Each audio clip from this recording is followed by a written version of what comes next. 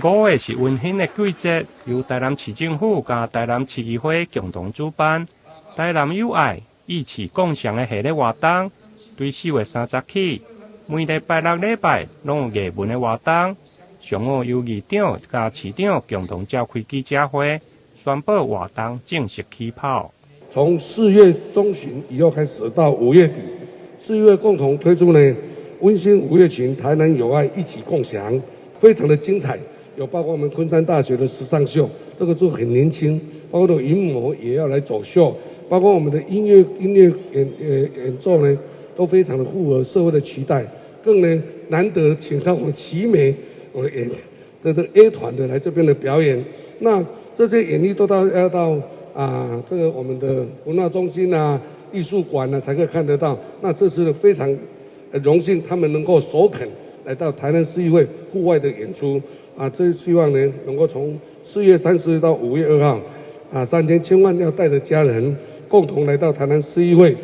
由台南市政府和台南市议会共同主办的充满音乐艺术的夜晚。台南市政府很高兴也有这个机会一起来共同来参与。那希望说从4月30日开始到5月1号、5月2号，艺术的飨宴，大家一起来参加，祝福整个展演活动圆满，也期待更多我们的市民朋友们，还有更多的观光客一起来台南市议会前广场来看精彩这个美不胜收的演出。活动记者会中，包括市府民政加社会局长以及座位的议员、表演团体拢共同出席。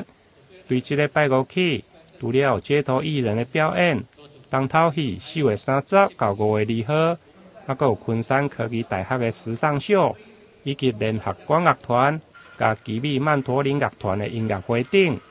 在上午的活动宣传记者会中，昆山科技大学的学生，嘛伫副校长加指导老师的带领，进行即兴的走秀，以及奇美曼陀林乐团的团长现场手风琴的表演，